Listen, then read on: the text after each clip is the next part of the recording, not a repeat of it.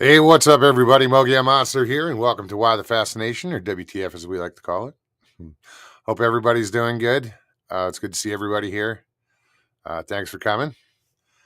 I guess we'll just start off from the beginning. Some of you know, some of you don't. About 24 and a half hours ago, my dad passed away. He went peaceful. He went with family around him. You know, everybody got a chance to spend a moment with him. They're by themselves, and um, it was kind of weird when everybody was done doing that. We go outside, and I'm like, "Fuck it." I tell him what I said, and everybody one starts crying, the other one's like, "Holy shit!" We all said the same thing to him, you know, and um, it was good, you know.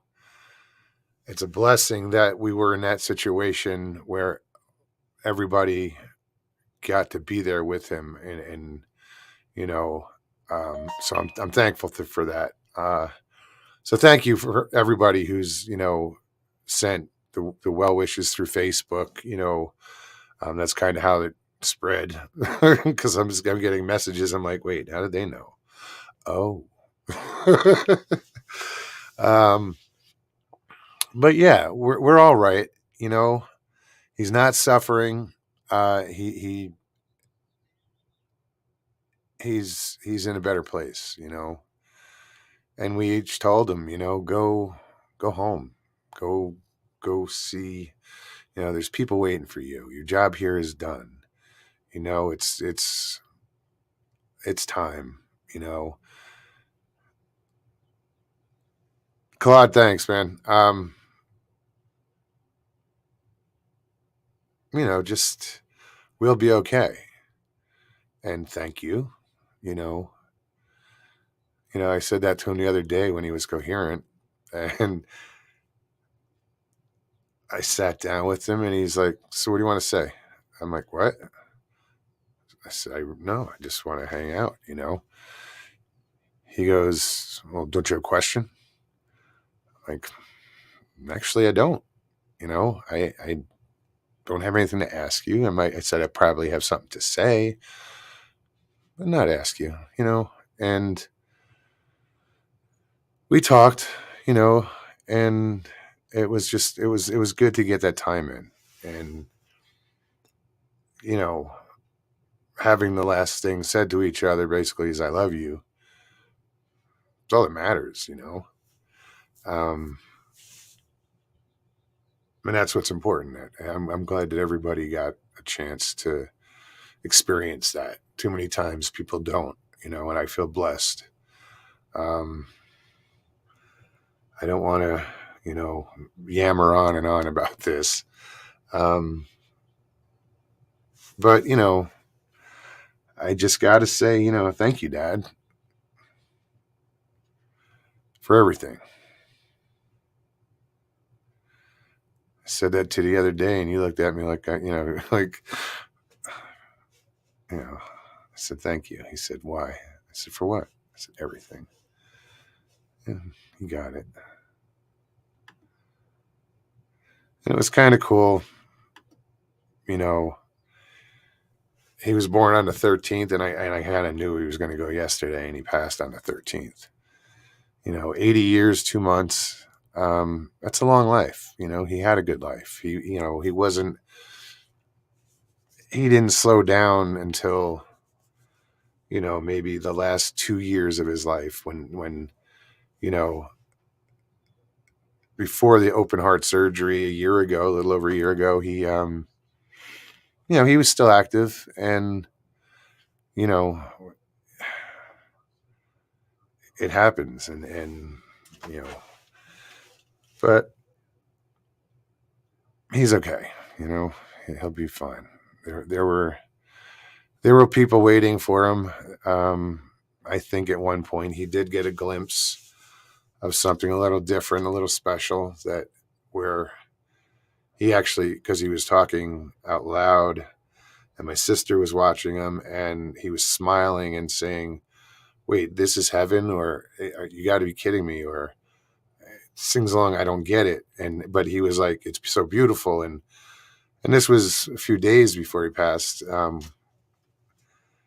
So it was kind of cool, because you hear so many times about people seeing loved ones before they die, and you know to experience something like that is amazing, and it just strengthens my belief of what that I know there is something after, you know. Um, shit, what happened to? Forgot to put comments up. Sorry, guys. Um, yeah, it strengthens my belief in that. So again, let me say hi to everybody. I'm sorry. I'm just Jen. How are you? I am Pam. Good to see you. Hey, Judy, Mr. Lee. What's up? Francesca, and my voice is going, so should be fun. I will put the link in chat if anybody wants to come on and save my ass. My eyes, how's it going, Mr. Dodman? How's it going, Mark? Crow Creek, what's up, Tony? It's been a while. Ida Bustamante, how are you? Welcome, hon. Cindy Finn, what's up, girl? Leslie, how are you, hon? Thank you, thank you.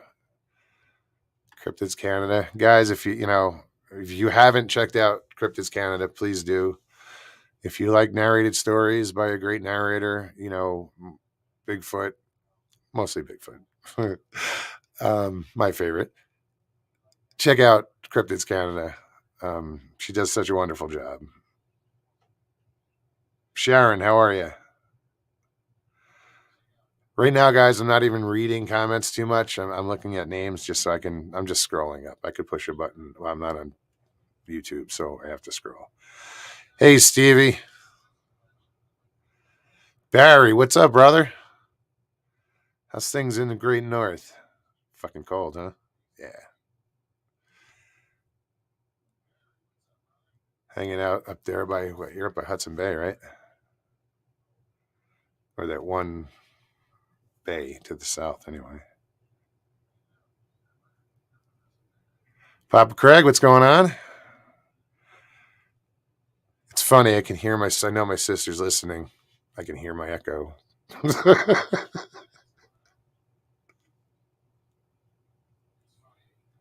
She just heard it just now. She said, "Sorry." That's a hell of a delay, too. Hey, Breeze. Hey, Danny. So yeah, 80 years old. That's a great run. He did some cool things in his life. He was a cop for you know 25 years. Retired from that. Um, and it's weird being raised by a cop. Like, well, because all his friends are cops, so it's like you hear about the wild kid that got raised by wolves. Yeah, I got raised by cops. Um, um, and then he retired and he moved out to Arizona and he actually started another business, his own business. He was a chimney sweep for a good 10 years, um, which is cool. I always wanted to get that up and going again. Who knows? Maybe I will. Just thought of that. Huh. Um, yeah, he had a good life, and he loved outdoors. He loved fishing. He loved to hunt. Um, Taught me, you know, almost everything I know about hunting and fishing. A lot I learned on my own fishing, but I owe him so much, and that's part of everything. When he asked what's everything, or for what, I said everything, and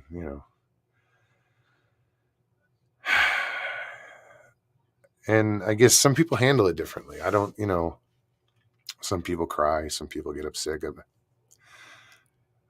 I'm grateful that he went the way he went, and it wasn't prolonged, because damn, they were off in their timing. um,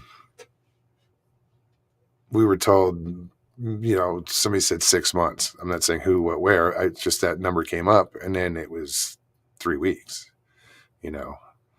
But everybody was able to get where they needed to be, and that was there, and it all worked out. Um,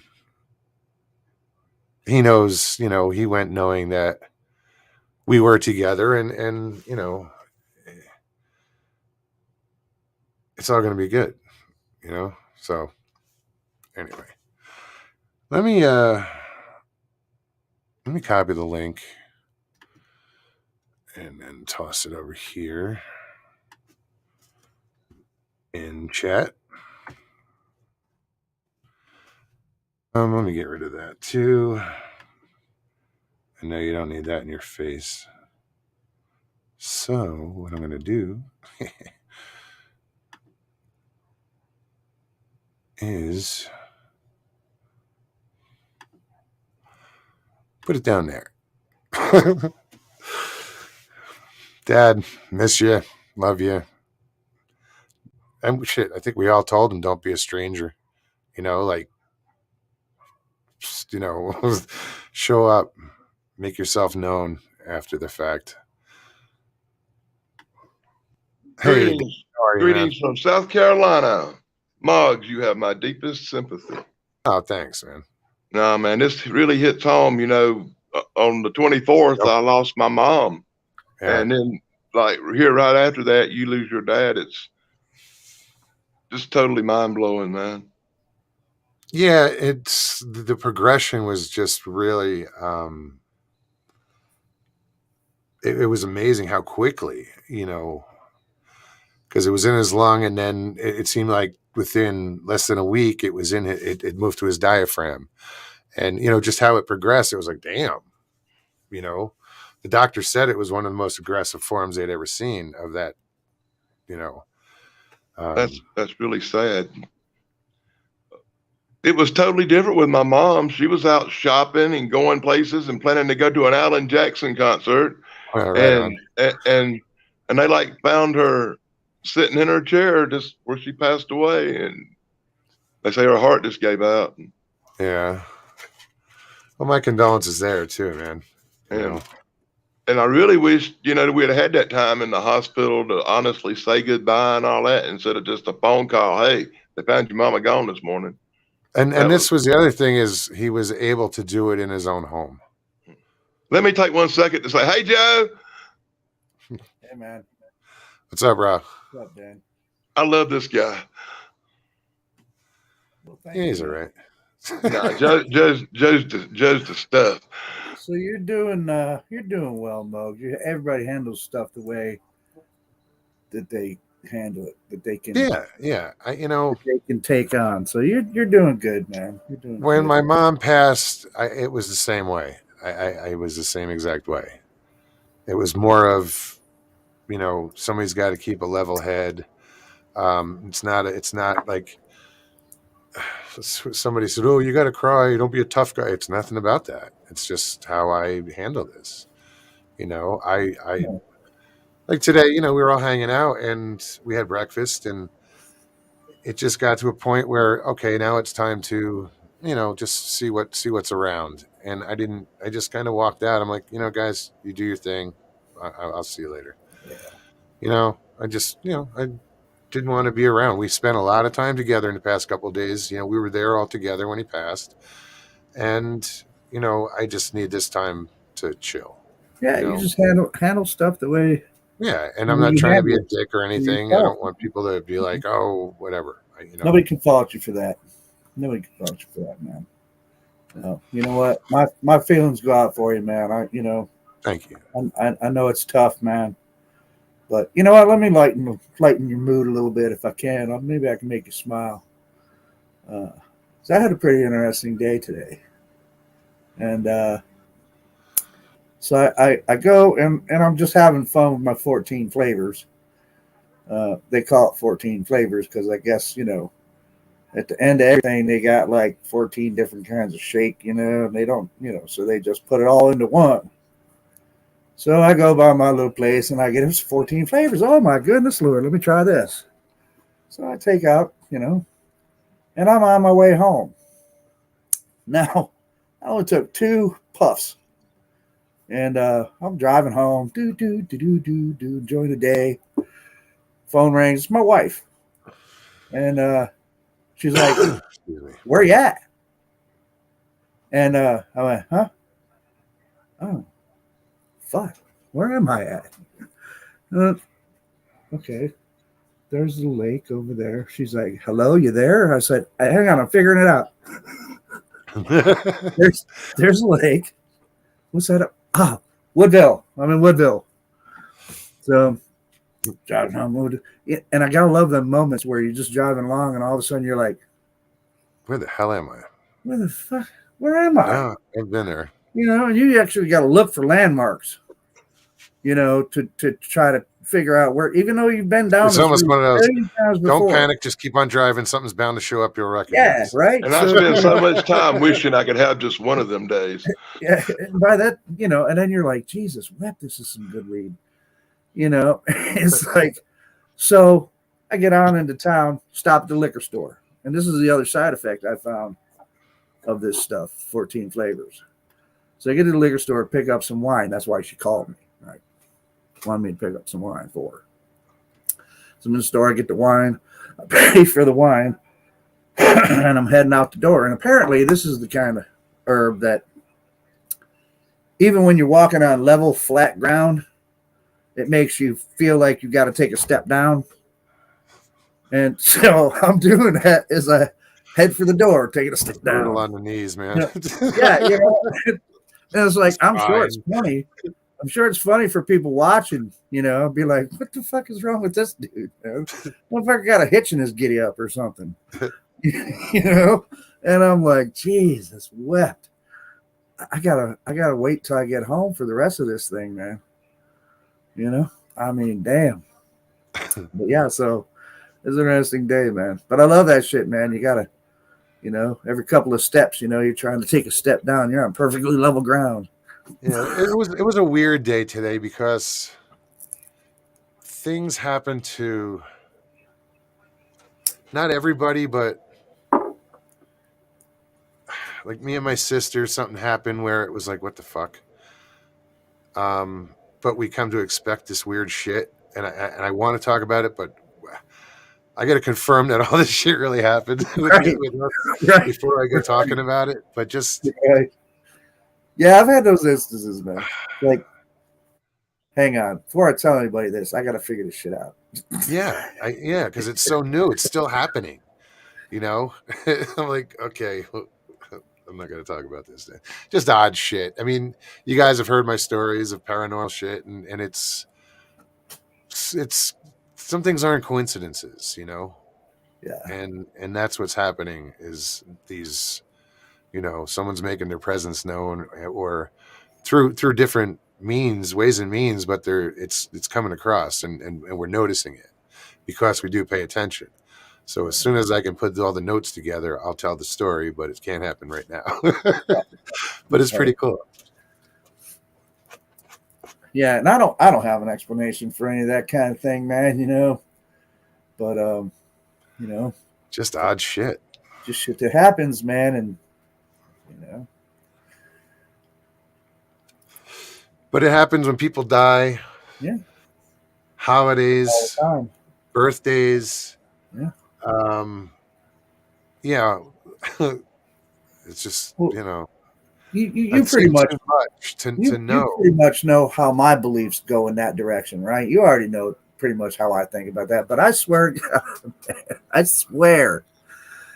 when my cat died, we had to put a cat down.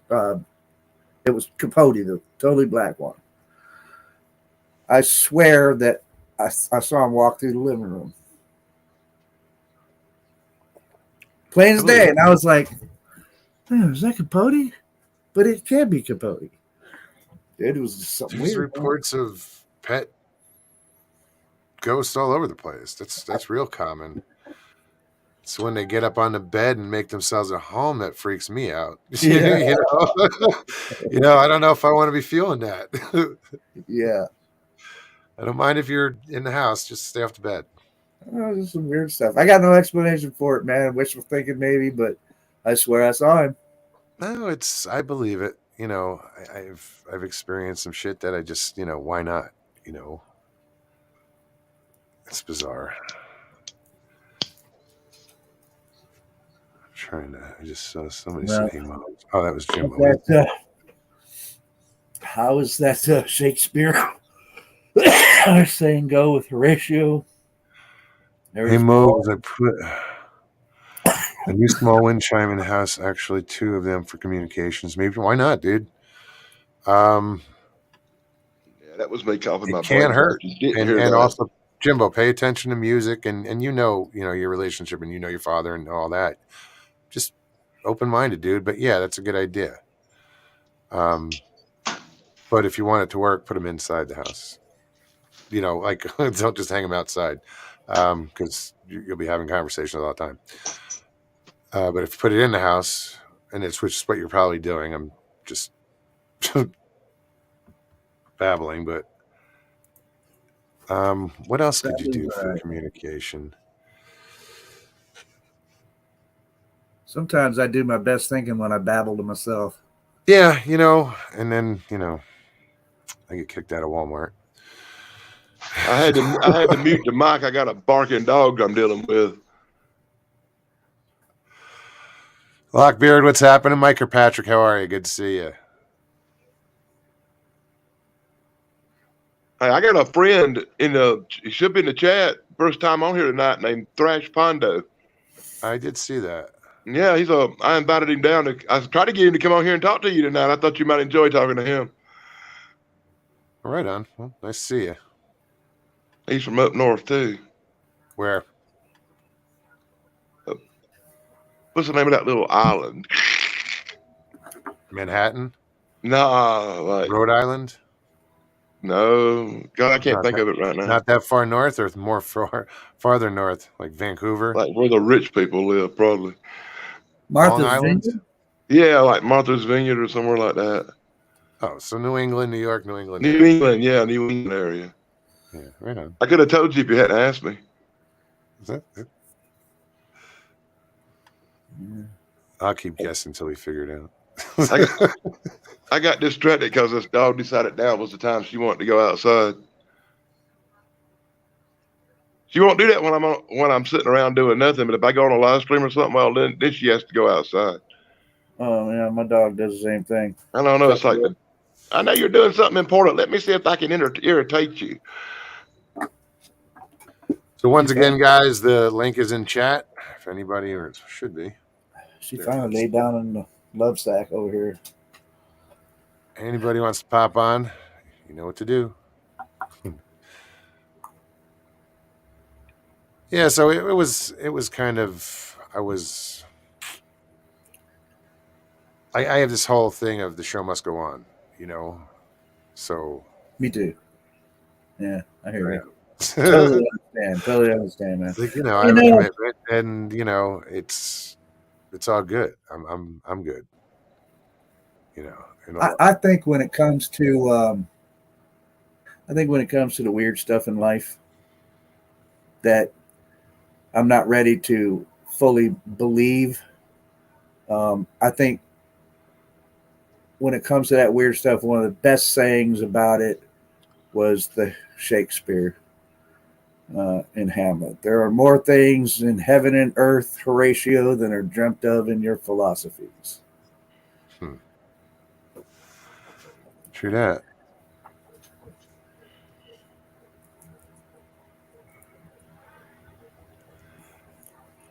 Is Mr. Lee been drinking? Does Mr. Lee drink? Has he been drinking? Or he's holding his thumbs when he's typing or something.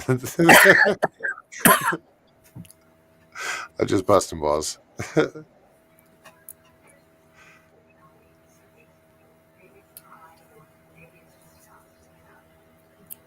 Blondie thing. Oh, geez. I'm not sure I want to know there, Rich. How true, but I had my Blondie thing today, meaning he did something stupid. Oh, right. When you have a blonde moment. Yeah. I'm guessing that's what he's referring to. Yeah. Everybody has a blonde moment. What's up, SWA? Well, here comes. I was hoping it would go this way, and I'm not kicking anybody off. Hang out, okay? It's my sister, Kim. Hi, What's up, all. Kim? Oh, and Jeff is here. Hold on. Hey, Greetings, sister. Thank you. What's Greetings. up, Jeff? hey, Jeff. Sound like there's a military chopper going overhead. Yeah, here's Anyway. something there. I hear it too. Well, it's because you're here too, remember? Oh, I forgot. You're like 10 feet away from me. Well, maybe 20. I'm in my room. Right on. So, So you gonna what's tell going them on? about the picture on my Facebook this morning? I wanted to, yeah. But I have to do a backstory, though. I got to tell him about what happened. And I've told the story before about this incident that happened here, and it involved this song called "Back to God," and it was just a really screwed up, interesting experience that happened. And we're sitting at the table this morning, and this happened like 4 years ago on a birthday, on my nephew's birthday. But this morning we're sitting at the table, and my sister's scrolling through her, going through Facebook, or about to. She turns it on, and as soon as it pops up, there's a picture, I and go, she's oh like, fuck. she reacts to it. The picture was a 15-year-old picture that was a memory, like, here's one of your memories or whatever from 7 years ago. And it's all five of us, myself, Kim, Pammy, Lindsay, and Jennifer, all together.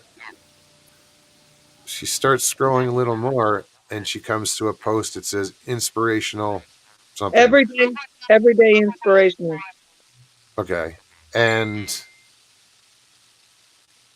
there is Reba McEntire with the song Back to God. Now, I have only heard and ever heard the song played once at that night that I had this experience. And for it to pop up like that this morning was one of those, WTF moments. But I get it. It freaks you out, but it's like, well, of course, and there were other things that happened along those lines, those weird things. Yeah, but the funny thing is, for me, was when I told him about the going back to God, he goes, fuck you. I said, here's my phone. Go scroll. It just popped up. I think he thought I brought it up on purpose, but I didn't. And it was just happened to be she scrolled down and there it is. And I'm like, oh man. Yep. My phone is going nuts. What's up? I think somebody has YouTube on in the background. Yeah, I'm trying to. It's a weird echo. I was just turning gonna. it off. Hold on. Talk, Kim. No, I hear it I'm when I here. talk to you. I'm just gonna. Nope, it's not. I turned my YouTube off, but I hear an echo too. Okay, I think it's Jeff. But hold on, let's find out. Hold on, Jeff. I just muted you so everybody can hear me.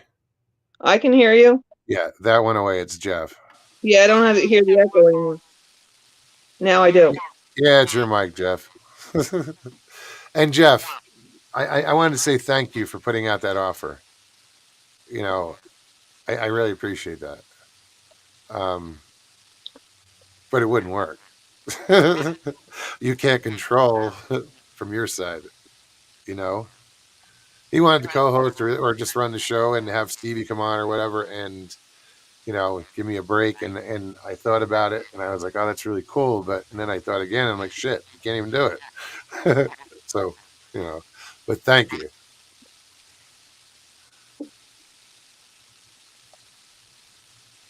Is he frozen?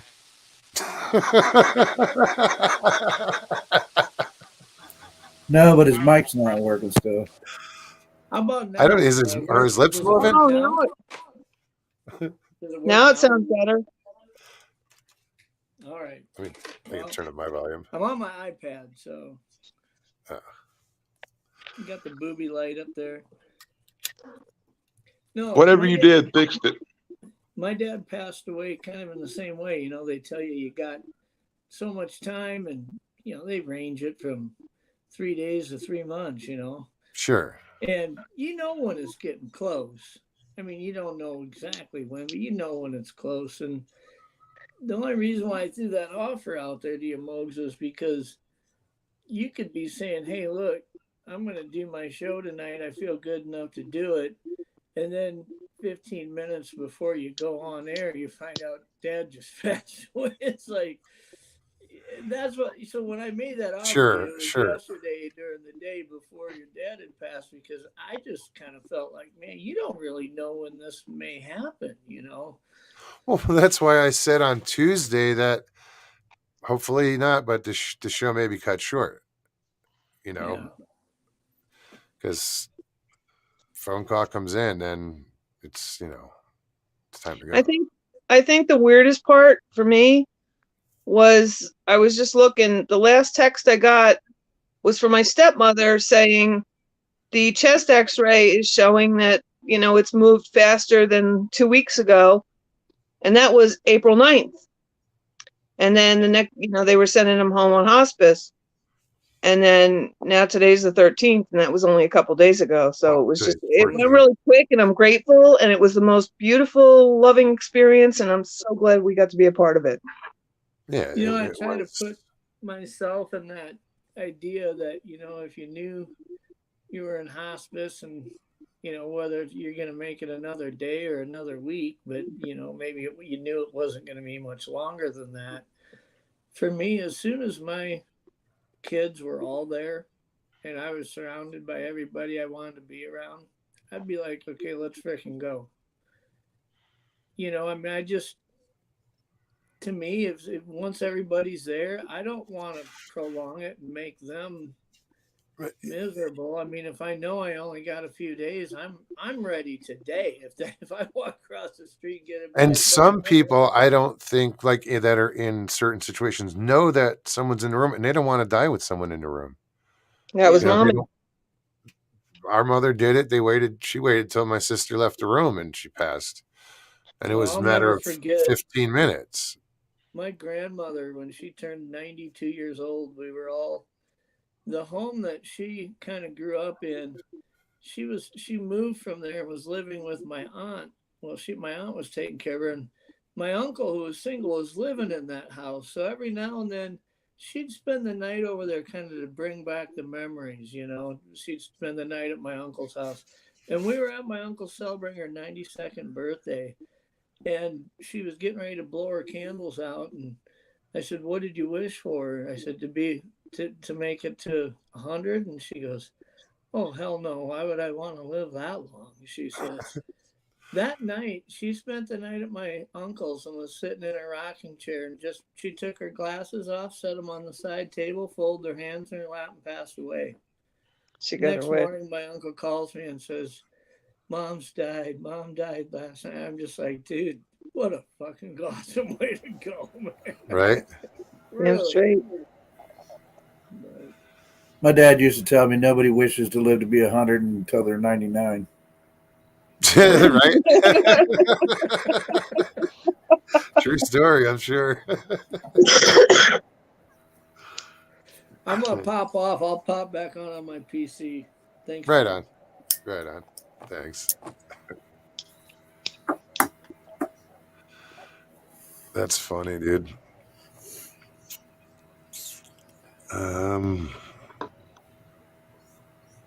You know what, Jimbo? We are, and I'm going to bring this up real quick.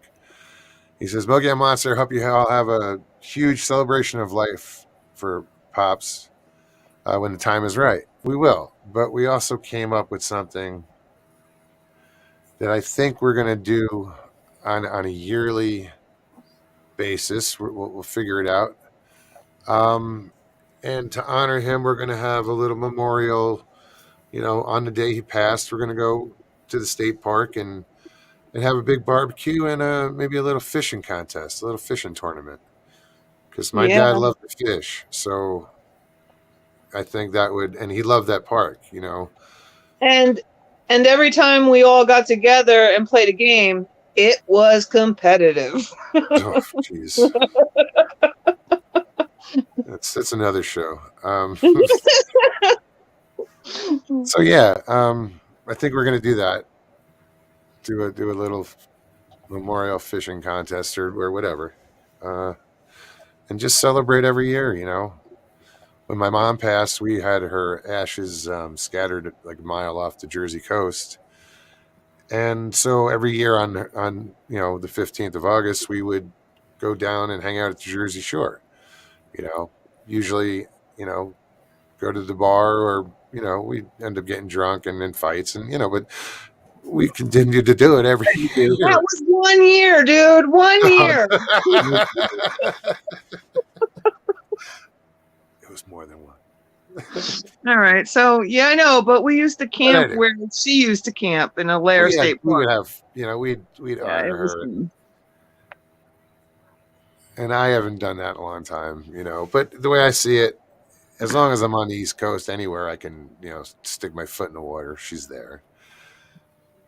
Same But this ocean. was the whole thing is we always went back to the bar that when we were growing up, 4th of July weekend, we would always go to the beach and the boardwalk. Mom would be in the bar and give us money to go on the rides and play on the boardwalk. But until the we got to fireworks went. understand is the bar was on the boardwalk. Yeah. Like you had to walk through an arcade to get to the bar. Exactly. We were kids, and but that bar is still there to this day, and that's why we keep going back. they It's really lost cool. the pier during Hurricane Sandy. I think they rebuilt it. They did. Okay. But yeah, it was. If we went to the boardwalk, Mom's going to Martell's. We actually went down there 1 year, and Daddy was with us. I don't know if it was on the anniversary or not, but I know we went with Dad and Pammy. I don't know if you were there. I don't know if you were there. Let me recall that one. Because Dad was chatting up the people sitting around us, and it was just typical Dad that he didn't know him when he walked in, but he knew him when he left.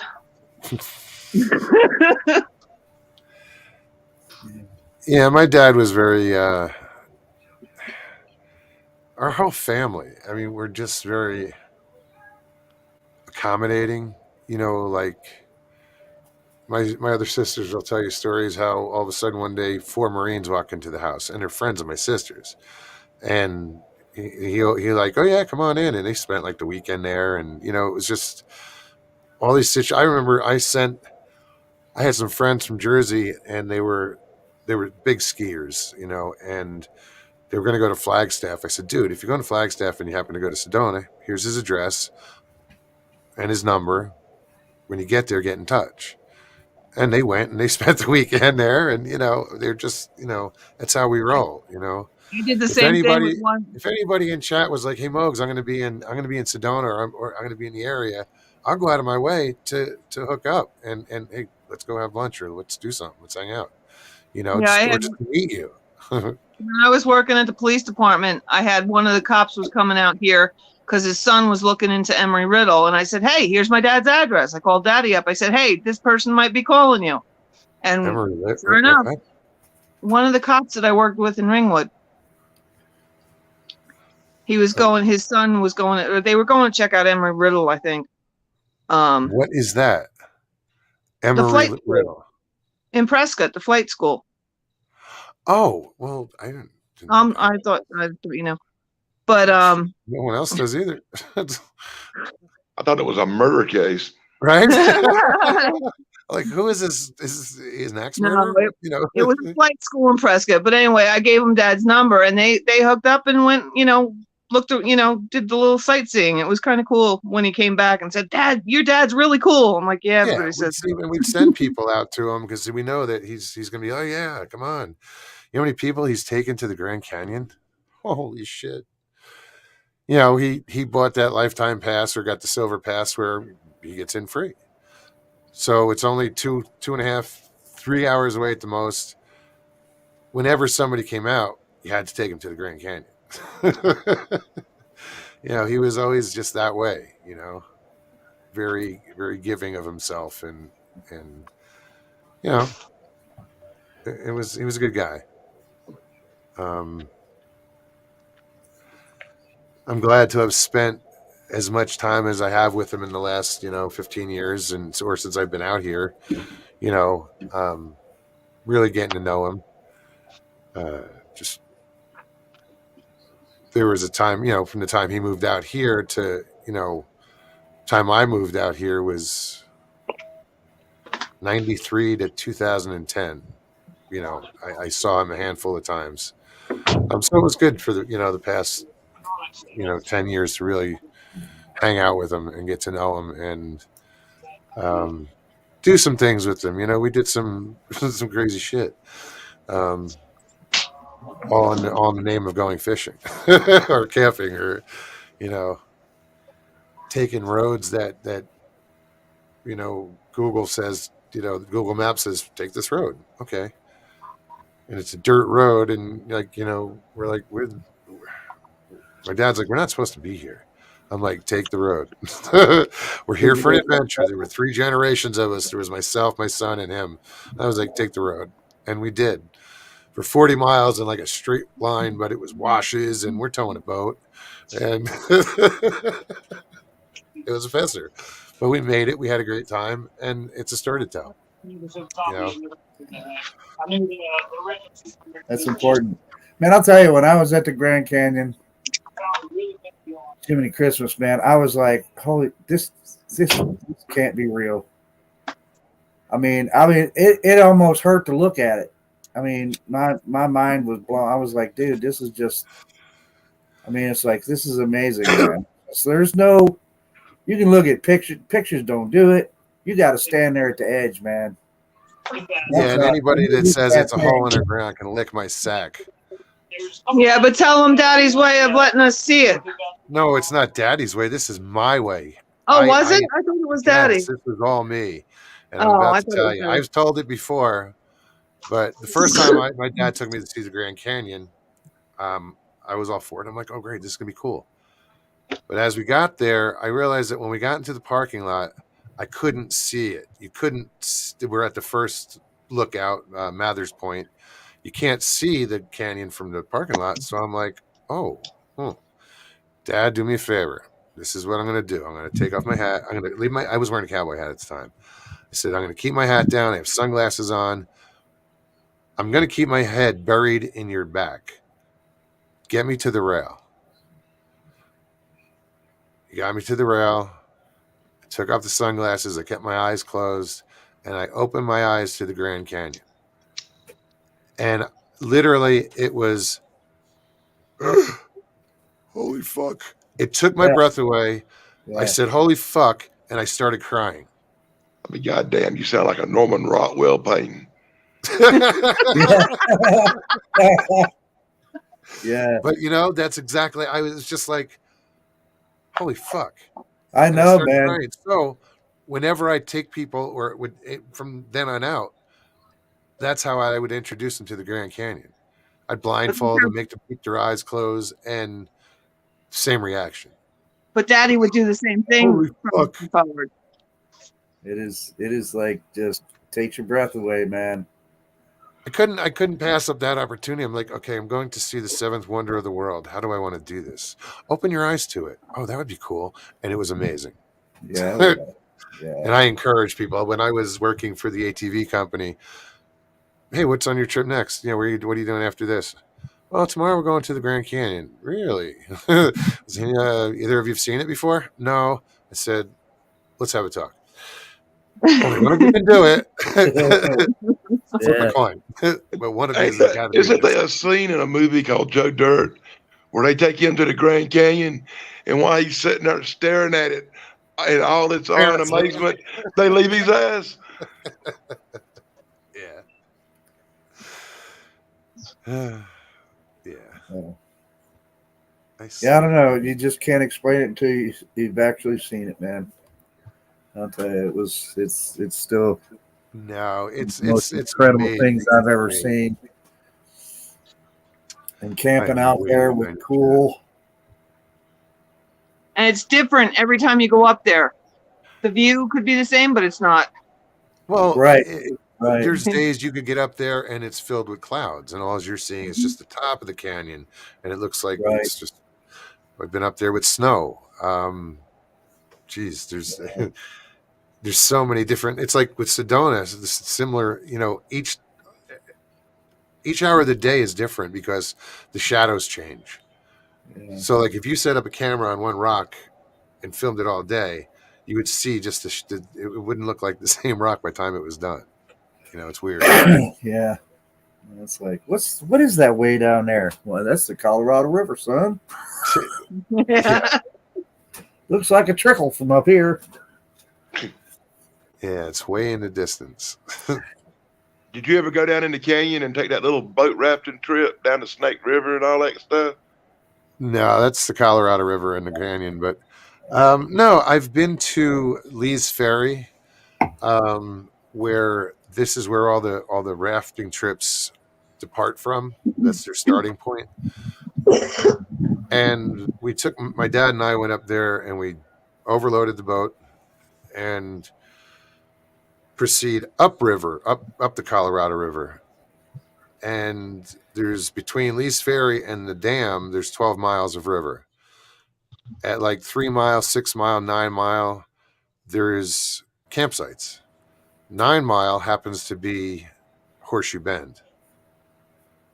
So when you see all the pictures looking down on Horseshoe Bend, I was down there on the opposite bank camping on that beach with my dad. Look like being from New Jersey, you would have picked 8 Mile. No, that's Detroit. Some people would have got that. It's not a Jersey joke.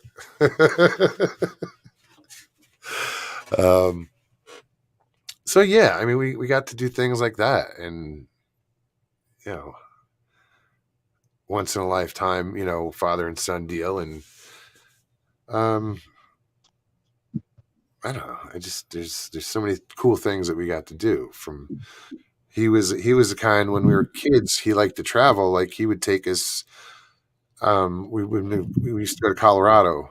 I think when I was a kid, we went twice, but we'd spend it on a ranch and horseback ride, and you know, it's just some really cool adventures when we were kids. Always fishing, you know. What do you got to say, Kimmy? The picture Stevie sent you. That popped up our. Oh yeah, that was the other thing. So Stevie's at work. Kim, you got to turn down your volume because I'm hearing the echo. All right. If I move Stevie's over? at work and she says she comes back from lunch and she sits down and she turns on the computer and up pops the screen and in the background is Horseshoe Bend. She was like, "Oh, what the?" She sent it to me. He shows it to me and I go, holy fuck. We curse a lot, you know. We're one of those families too.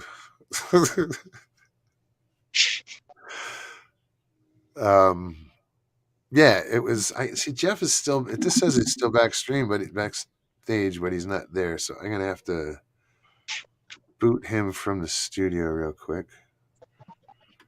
There we go. Is this any better? I moved away. Moved on the other side. Yeah, I think so. I don't hear it now. And it's still daytime there. Yeah, it is. I was going to open the door. I'm like, no, I just have to look behind her. It's 10 o'clock and dark here. Almost 10. Dark. Yeah, here too. 10, Yeah, 10. now I do have to look out the darkness. Yeah, the mountains, the It ain't sun's dark down now, on the baby. other side of the mountain. Still light. I can see the light. Go towards the light. We did that yesterday. No, Muggs, you mentioned the celebration of life thing. I'll tell you, I'm the kind of guy with as much as I have to laugh at my silly ass, I'll tell you what I want from people. When I go, I want, if anybody has got photographic or video evidence of all of the dumbest shit I've ever done in my entire life, man. And just wait. You'll see that I before want you a get bullet there. point presentation of that at my funeral. All the dumbest shit I ever did. Yeah, and this over here, this is the time that. And then he was in a Speedo. Yeah, don't show that one. Oh, absolutely. It's because you're standing in a gym. You just finished working out in a Speedo. No, the Speedo. But the Speedo was at a pool party with a bunch of grandmas around, though, who were shocked. Oh, yeah. After those cougars? Oh, my God. It was the most embarrassing thing I ever did. My wife at the time. For them, or, I mean. She's the one. She was like, you look sexy in that. And I'm like, all right, I'll wear it to the pool party. I get to the pool party. I'm not realizing that there's going to be people's grandmas there, teenage girls. Oh, no. And here I'm in my 30s. Married, take care. And I'm like, oh, Lord, there's babies. Yeah. Pretty embarrassing. Therapy was required afterward by a few, We've all done stupid shit. Oh God, dude! That's why I can't get mad at people laughing at me, because chances are, if you're laughing at me, I'm probably laughing twice as hard as you at myself. I doubt it. I can laugh pretty hard at some shit.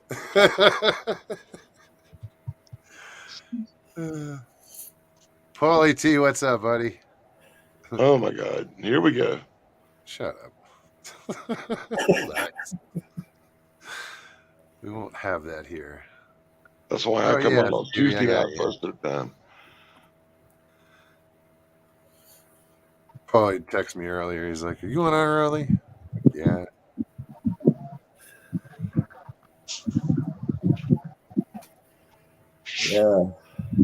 Yeah, Stevie's complaining about the humidity in Florida. Oh, boo-hoo. Humidity? What's that? Yeah, well, at least you have humidity. Jesus. Yeah. They actually started out. Arizona, we don't have humidity. Today started out really nice here. It was like 71 degrees and sunny. And then it just went crappy with a quickness, man. Temperature dropped. It started pouring. It was like 50 degrees. That's how it was here for 2 days. Today, maybe hit 70. I was going to the Wegmans to pick up an order, right, to deliver. And as I'm walking towards the Wegmans, I see this priest walking out. And I'm like, how you doing, Father? He's like, I'm okay. I said, hey, aren't you supposed to have like the inside scoop or something, man? Can't you like get him to change this back to nice? It was real nice today. I mean, don't you have like a special phone?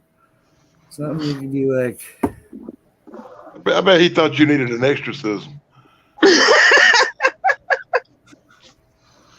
No, he laughed. He laughed. He was like, yeah, it doesn't work that way. I'm like,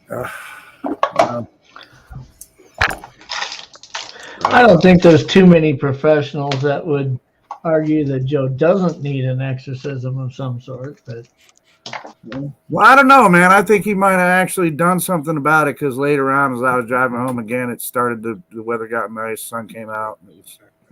Or at least a stern talking to, at least. A stern talking to. That's what you need. Better than an exorcist, but You need a stern talking to. My dad tried. Poor man. My dad was a saint. You know, I look at my boys now at 17 years old, and I look at all the things they're doing right, and I'm just like, I mean, just if they do something that I'm like, kind of like, man, I don't know why you did that or whatever. I just start thinking of the shit I did when I was 17 years old. I think, how did I not just kill my old man from a heart attack right there on the spot? I mean, every weekend was a different event. But Yeah, payback's a bitch, you know. no, I'm Yeah, just truly yeah, Jeff. blessed. I look at my 38-year-old son, and it makes me feel real proud. And then I look at my 16-year-old grandson, and I feel even prouder. But when I look down at my 2-month-old great grandson, I'm not feeling too good, and I'm feeling a little gray. Well, you know, it's a different Greetings culture from we live South in today. Carolina. And Oh, I knew this was coming. what's up, guys? I'm gonna keep this sweet. Put in for a transfer, and I'm going to a new jail in 2 weeks. So today I was out driving, got in an accident, man. I ran into somebody. Not too much damage, a little thing. Guy gets pissed, right? Gets out of the car, goes from the window. He's off. He goes, "I'm not happy." I go, "Which one are you?" Thank you. Oh, come on. Am I the only one who got that? You're probably the only one that heard it. Half of it glitched out for me. It glitched a minute, and I was like, wait, what? Oh, crap. Well, I thought it Hey, was how are fun. you? And you got to understand, guys, you see us laugh, and trust me, we were laughing an hour after my dad passed away. We were all sitting there laughing. We just, you know, that family has a fucked up sense of humor. Hey, Russ, what about Dad's joke in the hospital? Oh, he told me. Is that the one about the crematorium? Yeah, Oh, Yes. yeah. that was hilarious, man. Yeah, that's great. That was hilarious. Hey, no, look, there ain't no shame in laughing, man. Look, and I know people probably consider me harsh, Mobs, but people cry for themselves, man. There's no reason to cry for the dead. The dead are at peace. No. No, we did a lot of crying, but we did a lot of laughing, and it was just together. Absolutely. I mean, it looks like I'm squinting, but my eyes are just swollen shut. Absolutely. Look, laughter is one of the best things for you, man. Laughter's the best medicine. I think if you really want to truly honor the person that passed away, the way to do that is to celebrate their life, not mourn their passing. Absolutely. But it was cool because we had stories that we were sitting out telling that none of us heard, and hearing them for the first time about my dad it was heartwarming. It was just great. Some of them weren't so heartwarming. Well, it's different. Some of them were a little disgusting. when you've got someone who's lived to be, an elderly age and they've lived a full life. I mean, I get where it's different when a young person passes away unexpectedly. It's hard not to mourn that, Sure. Well, yeah. Because it's tragic. Well, but my dad said a couple weeks ago before this all hit so quickly, he had said, I lived a good life. And this was still before we knew anything was going to be going downhill so quickly. Yeah. I didn't know you cared, Jeff. I sent you a link, Mogs, in your messenger that a couple of years ago when my dad passed away. I had wrote a song and recorded it and played it at his funeral, but I wrote it a year before that to be played at my funeral, to be honest with you, because I just didn't want people to be mourning. I mean, I thought it'd be cool to write a song from the perspective of the person who just passed away, like saying, look, I get that this is hard, right? And I'm missing you as much as you're missing me, but you don't get how great it is for me right now. You know. Well, yeah, but I mean, yeah, it's an interesting point of view.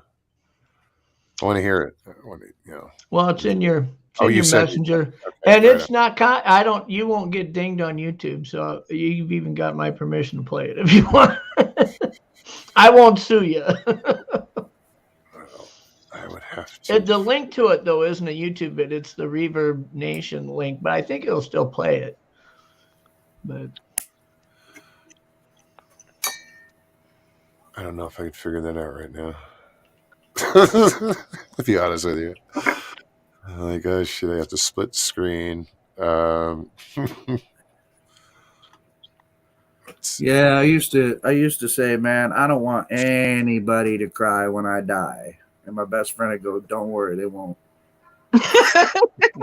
Oh man, that's wrong. Cool, well, I think man. I'm just gonna have an open bar at my funeral. I'm gonna put a couple grand in extra to the funeral home to keep in trust, and then have an open bar at the funeral. So if you're gonna cry, you don't get to drink for free. If you laugh, you can drink on me. This one crying? I'm not sure. What is he drinking? Let's see, Jeff. That'd be funny. So, how many siblings do you have, Mogs? You obviously were named after your father, right? Obviously, But I have 4. 2 sisters and 2 half sisters. I have 4 sisters. I always say half sisters just to, for some reason, it's fucking. Sisters are sisters, man. I know. But it's just that's always the way I presented it for some reason in my head. They're sisters from another mister. Correct. No, Mrs. No, from another Mrs. Yeah. Oh, okay. Same mister. Same dad. All right, get you. Okay. And that's the funny thing. We were kind of kept separate as kids growing up, but now we're just all together in unity and like getting to know each other more. And this has just been the greatest experience. Jeff was talking about those old people having a full life. I thought he was talking about me a while ago. Well, you've had a pretty full life. Absolutely. You're still living a full life. Yeah, dating all these supermodels. Still going strong. Dating all these supermodels, having them over for I'm free jealous chair of the old guy. rides. Jay ain't gonna die. He's just gonna horny away. Hey, you know what? WT Mike gave me a good idea the other day, though. I'm gonna be cremated, and I'm gonna when I go in when I pass away, I'm gonna have my son make sure it gives him a bottle of those Stevie Ray barbecue sauce spread on me. You know. After you're cremated? Yeah. I seen a company online that makes fishing lures, like hard bait plastics, baits. And when you die, if you get cremated, you can send them some of your ashes, and they'll put some of your ashes in each lure, so you can give them to all your buddies, and they can still take you. About that. They can take you fishing still. And we were all afraid the rest of us would lose it because we can't fish. Oh, you can get like 50 of them made, so if you bust dad off on a snag. The funeral home here where I live, they have this little special. And this little special where they put your ashes in a little cross and make a forever necklace thing for you. Yeah. Yeah, there's a lot of different things. People are shooting their relatives' ashes into space. I want to be stuffed. One of my old hunting dogs. Ken Walker can do that. One of my old hunting dogs I had cremated, and I loaded her ashes in shotgun shells on opening day of duck season. I blasted her out over the pond. Absolutely. Oh, that's awesome. Yeah, that's awesome. Yeah. I hope you didn't shoot any ducks with it, because don't eat the duck. I had 50 shells loaded with her ashes, so I can go every opening morning of every season every year. I'll go blast her out over the pond. And oh wow, right on. Yeah, my dad had bird dogs, and there's ashes in that house from probably 4 or 5 dogs. But that was working with him, training one of his dogs, was such an amazing experience. And it's not so much like he did most of the training, but is working with that dog and seeing that dog do what it loves and what it was meant to do, and just it was so incredible. And I got to do that with my dad, because I never had a hunting dog. Like, I got dogs, but that dog don't hunt. I don't know about Maya. She hunts. Who, You Maya? ever see those exploding? You ever see the exploding golf balls that look like a golf ball, but they're made out of powder? So when you hit them, Yeah, it'd I be don't want cool to that. have your ashes loaded into a bunch of those, and then have somebody as a prank tee one up for your buddy, and when he tees you off, everybody's like, "Yeah, that cloud there's Jeff," and Yeah, he's like, "God damn it, he's on my pants leg and everything now," Don't breathe. Yeah, no. He's talking about laughing at a funeral. I think it's perfectly okay to do that. It's we got plenty of time. We got plenty of time to cry. You do it, you end up, after you leave the church, you're standing outside. People are laughing. Absolutely. Me and my First brother. funeral is FUN. Me and my brother were sitting in the front row telling jokes to each other when we put my mother away. They don't. I'm sure your dad doesn't want you to cry there. He wants you to be, not happy, but he wants you to be normal. Be normal. At my dad's funeral, I gave the eulogy, and it was hard for me because I had tears in my eyes all the time. But I told so many funny stories. The whole freaking church is just dying laughing for like a half an hour through this eulogy.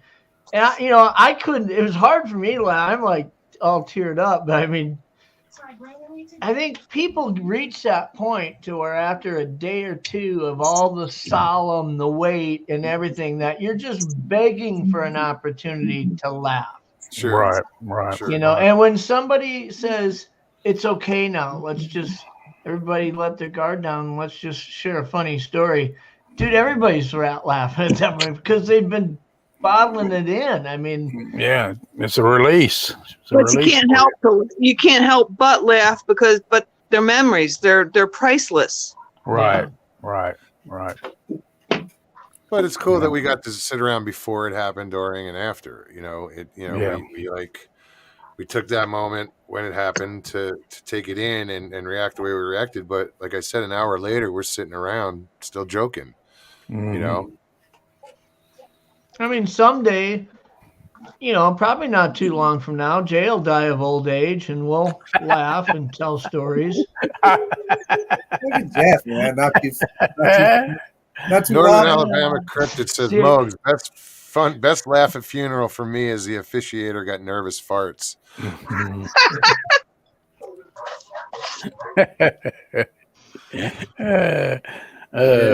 What's the old saying? That's going over like a fart at a funeral. That's a good one, Jeff. The only reason why I said that, Jay, is because I knew you'd laugh at it. I'm gonna come back and haunt your ass. Mike says, I want to be cremated and put in my wife's chili so I can tear that ass up one more time. Oh my God. That's effed up, Mike. That's effed up, man. There's a lot of levels that's wrong on that. You remember the movie Wedding Crashers where Will Ferrell starts crashing funerals? Yeah. That was hilarious. Man.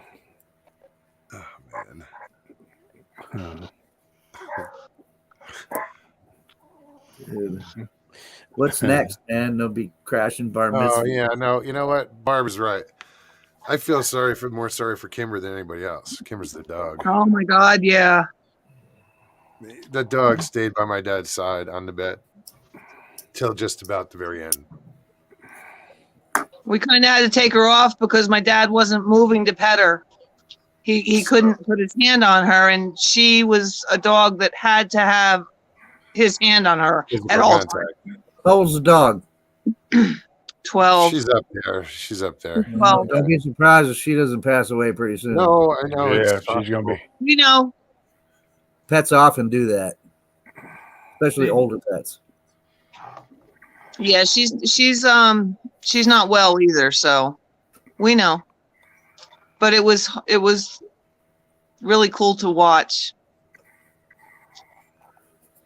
Yeah, the pets, I think, emotionally kind of give up. I remember my oldest lab, when it passed away, was 17 years old, and the other lab that I had at the time was 13. And like 3 days after she passed away, he died too. He died of a broken heart, I think. It's possible. You know, they were always together, you know. Yep. Yeah. Yeah. See, Brandy said pass of a broken heart. Aw. That'll be Kimber. Well, let's not hope. Let's hope not. You know. Good stuff. Same thing happened when my second wife passed away. She had a cat. Wimpy was this cat. I was the only man in the world that this cat liked, and the cat came to love me after a while.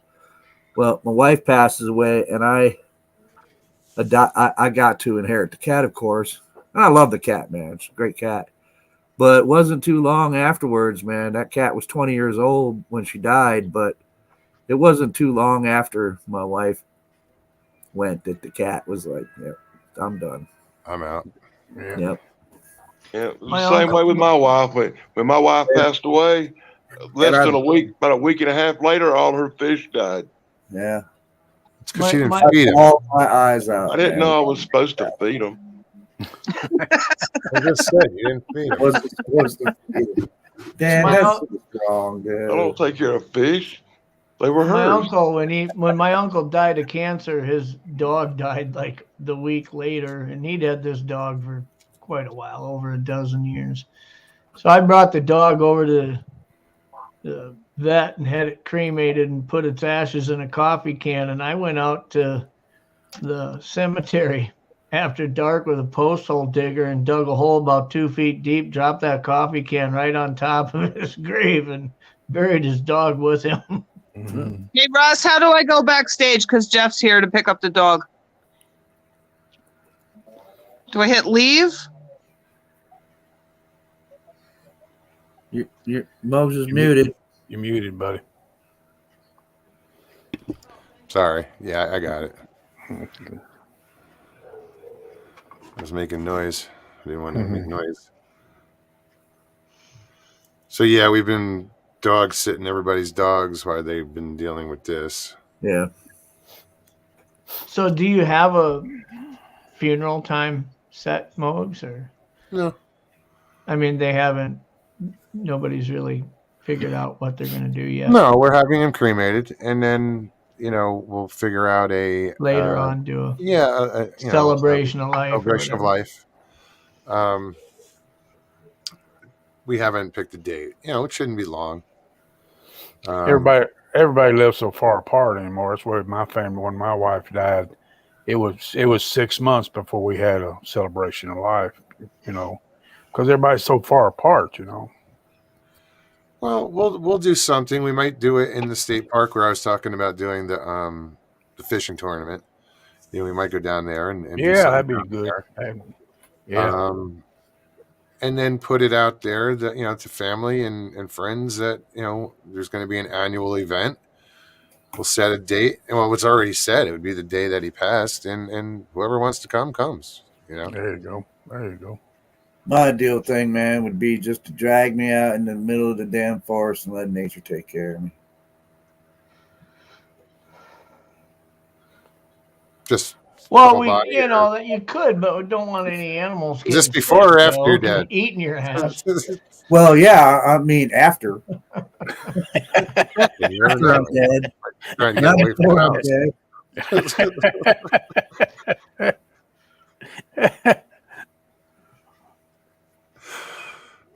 You could donate your body to science, and 50-50, Dr. Frankenstein or something will get a hold to you. You get to come back. Science fiction. Science don't want this body, man. I wrecked this thing, man. We'd dump you in the woods, Joe, and them coyotes would eat, and then all that THC in your bone marrow would get them all fucked up. They'd have a good time. They'd be fighting over that. They'd be having a good time.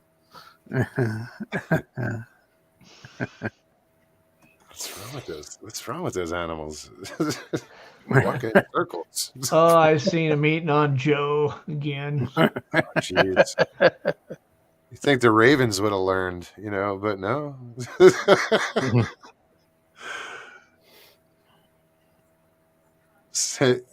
Oh, sure, Stevie. Blame it on me.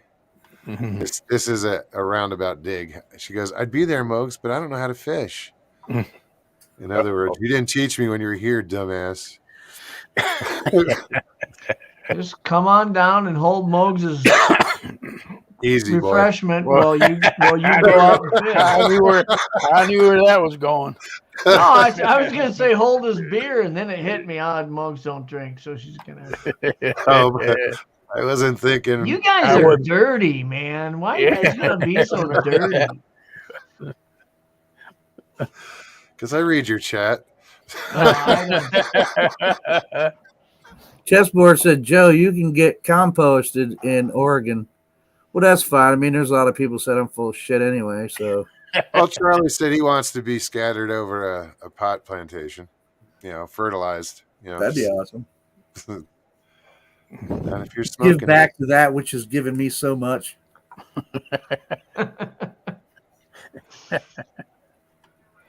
Do coyotes I never gave no thought about what to do if I was to go, because I'm going to be dead. Bunny rabbits and squirrels are scared.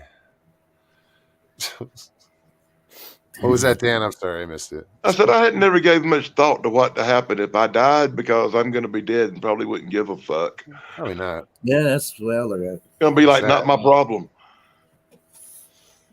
Yeah, that's the way I look at it too.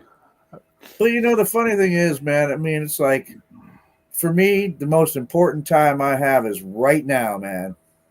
And my system believes the most important time I have is right now. And this is my chance. As my dad used to tell me, even though he was the meanest bastard on the face of this planet, man, but to leave the world a better place than what I found it. And that's it. That's all. This is it, man.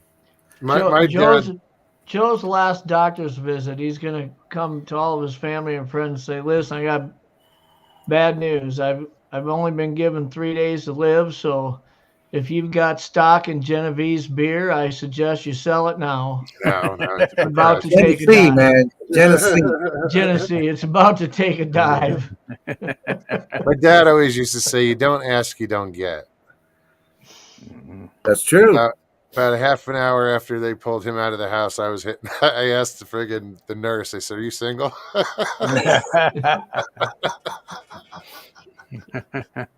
True story. I swear to God. It was funny. I was like, I would say anytime somebody starts to where they are suffering from cancer, and I say this because my dad beat cancer like 8 times in the last 15, 20 years he was alive, and finally died of it. And when he died of it, I mean, he was awake and alert the day before, and the next day he was weak and passed away. That wasn't the case with my uncle. My uncle was diagnosed with stage 4 cancer, and within a few weeks they had him in hospice. And he was there for a couple weeks, coherent. We'd sit around and talk with him, and we'd tell stories, and we even snuck beer into the hospice and sat there and drank beer with him at 1 a.m. And he was in great spirits. And I went in the next day, and I mean, his eyes are closed, and it's waving his arms around, wailing. I mean, it was just fucking horrible. And it was like that for 2 days before he passed away. I mean, I was sitting there just praying, God, just take him and put him out of his misery, right? And that's the one thing I don't want is if I get to a point to where it's like I'm just incoherent and I'm obviously in pain. I mean, I just don't want to be alive, man, and it's hard to see that. My father died a miserable death. My father had Alzheimer's. Oh, It was not only was hard on my mother, really hard on my mother. You know. My dad, when he passed away, he had a real bad brain stroke. This was last year, and he went ape shit crazy, and they put him in one of them homes, and he'd be grabbing all the nurses on the ass and by the titties and stuff, and acting all crazy and shit. So I guess he went out with a smile on his face. Yeah, we carried But what I'm saying is because he was in that home, we got to go talk to him and say goodbye to him and spend that time with him. You know, that bonding goodbye dad time. yeah, that's good. That It's amazing how most But hospices. when my mom passed away, March 24th, you know, she went in there and sat down watching TV and just fell asleep, never woke up. And nobody was expecting it. And it was 10 times as hard because there wasn't no warning. We didn't know it was coming. It was just, bam, mom's gone. And that's been the biggest kick in the head ever. I think it's cool that, and I can't say that they're all like this, but the hospice my dad was in and the one that my uncle was in were kind of, I mean, these nurses were so chill that they really just let the families dictate how they want to spend those last couple days. I mean, not talking about the last month, but when it's close, I mean, you want to bring a case of beer in and a couple pizzas, they're just going to turn their back and let you do it. I mean, we experienced that for the last few days my uncle was alive. But that's why it took so long. You kept bringing beer. Yeah. Somebody just says, "Was she?" Because I asked her if she was single. She goes, "No, well, it's complicated, but I'm flattered." Oh God! But I did hook her up with the name of the channel, and hopefully she shows up and checks out the channel. You know. Yeah. You should have said complicated. My dad died an hour ago, and we're standing here in hospice. Complicated's my thing, man. Hey, Mom. I even apologized. I was like, "Listen, I hope you don't think this is inappropriate, but are you single?" Because we had been talking, for like 10 minutes before that about something else, or just, I told her about the channel. I asked her if she had ever experienced anything being in the hospice, a hospice nurse, out of the ordinary. She was like, "What do you mean, paranormal?" But she hadn't been in it that long. She goes, "Paranormal?" I said, "Yeah." She goes, "Oh, I could tell you stories." And right there, I was like, "Here's my channel. Please do." Yeah, we had in-home hospice with Molly's mom. That's what it turned out, but it was only for a couple of days. She went from brain cancer, and she got to a point where she was having seizures, and that's when the hospice, we call them, and they came in and they made her comfortable, and she was basically in a drug-induced coma for the rest of the night, and then and it wasn't easy, but it was easier for her because she didn't have to suffer a whole lot through it, Sure. and and people kept telling me, kept saying things about me like, "Oh, you're such a for doing," and I'm like, I'm only doing what anybody would do. I love my mom, her mom. I call her mom, but yeah. So, and then it was like you said earlier, Mogs, at the end, we were just waiting for that moment, and it didn't happen until neither one of us was in the room. Yeah. And then we went back in once I did. I went back in to administer some shot that we were supposed to give her to make sure she stayed comfortable. And I looked at her, it was like, she's comfortable. She's not breathing. And then I was like, okay, she's gone. And that's when we called them back and said, yeah, I think she's gone. When they came over and they, do what they do. Yes, they pronounce her that she's dead. And With my mom, when she first went into hospice, the hospice nurse was there and giving me instructions on everything to do. And I remember after the hospice nurse left, my mom said, "Kimmy, you're not doing this." And we were in the hospital an hour later. She didn't want me taking care of her. I don't know if it was pride or what, but she didn't want me taking care of her because she didn't want that to be our last memory, I think. Yeah, you're probably right. And she wasn't in the hospital. How long was she in the hospital from the time? About a week. Yeah, it wasn't a long time. No, but she was out for most of it. She woke up for one day to talk to the pastor, and she found out you and Pammy were coming, and she got all excited, and she stayed pretty lucid until you guys got there. Yeah, and then she wasn't. And then she wasn't, and then she was gone. You know, most people don't want to be a burden to somebody else. I know I don't. I'm sure everybody in here same way. We don't want to be. I don't want to be a burden to anybody in my last days. You know. yeah, but the thing is, it's not like that whole thing. It was not a burden. At least I didn't consider it a burden. And I'm glad she got to go at home where she was comfortable with me and Molly. You know, and she before she got to a point to where she just couldn't talk anymore, and they put her in a coma basically. She told Molly much the same thing your dad said to you, man, because she was like 82, something like that. She said some much the same as your dad said, Mobs, where she told Molly the same thing. She said, "Well, I had a good run." That's how she put it. No, Yeah. my dad said that with his buddy came over. We invited one of his best friends over, and he said, you know, he said that to my dad. He goes, you know, we had a good run, and my dad was like, yeah, we did. You know, he told us about it later, but you know. But Dad also said he didn't want to leave the house. Well, he left the house, but he died in it. That was good. I'm just glad the whole thing worked out the way it did. Yeah, it worked out really well. I had a good run by the time I was 25. What are you now? 27? 50. I'll be 57 in November. But by the time I was 25, I'd had a real good run. If I get another 25 years, I'll be happy. Yeah, November, I'll be happy. That'll put me close to 85. I don't set my goals that high. If I make it to November, I'll be happy. I just want to wake up in the morning. Yeah.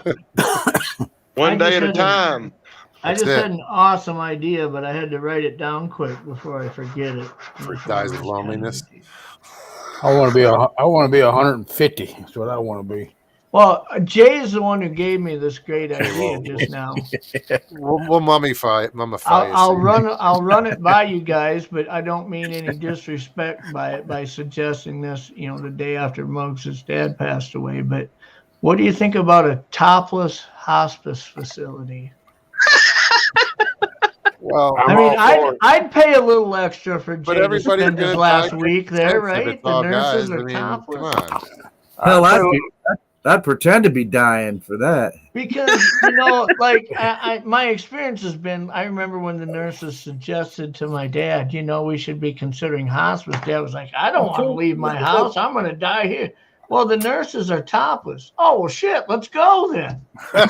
You know, how much extra is it? You know, can we go ahead and check in? I think that facility could do well, to be honest with you. Yeah, is there early check-in, like 20 years early? Hospice, not an old age home. Doctor said he'd die in 3 months. He's been here 4 years. I'm starting to think he paid him off. He's running laps every morning and up and down the hallway. He's in better shape than doctors. I'll tell you a story my wife told me. My wife was a trauma nurse, and she had a older fella. They were trying to revive him, but they couldn't get him back to life. They shocked him 2 or 3 times, and when he passed away, his winky stood straight up. I mean, and they cover came off of it, and all them nurses said, "What a fucking shame." Oh, what a What a waste. shame. What a waste. I think you shocked him one too many times. Yeah, I guess. Blew a fuse. Roll him over on his stomach. He looks like a sailboat that capsized in 2 feet of water. Yeah. Jeez.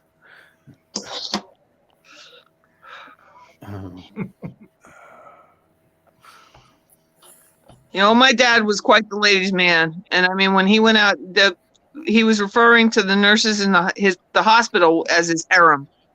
Oh yeah, Yeah. just last weekend. Yeah. Well, My that's the kinda best part. I mean, when you're at that age and you're in that state of health, you can say whatever the hell you want to. cares? You get a free Absolutely. pass. You a get free an pass. Yeah, but- absolute free pass. My brother-in-law and sister were leaving after seeing him in the hospital, and the nurses called them back to say, "Your dad is the nicest guy. We just love him." There was about, I don't know how many nurses there, but I it was only there like cool. 2 days, 3 days. Yeah. Well, that's not fair. All the nurses out here are like dried up old prunes. Oh no, there's this one tall blonde in the hospital. Damn. Oh, Mobes, he's going to be cruising the hospice every day at 5 o'clock. Wait. Last time I was in the doctor's office, I had a colonoscopy and I had 3 dried up old hags trying to shove something up my ass.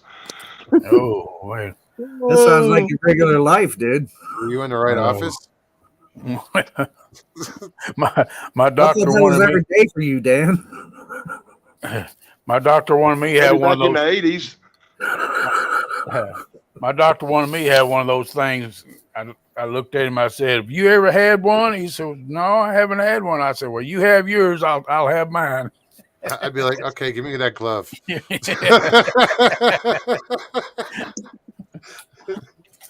See who moves quicker. Well, Russell, you and Daddy were talking about that blonde nurse. Yeah, I said there was a tall blonde at the hospital. Yeah. And then I told the blonde joke.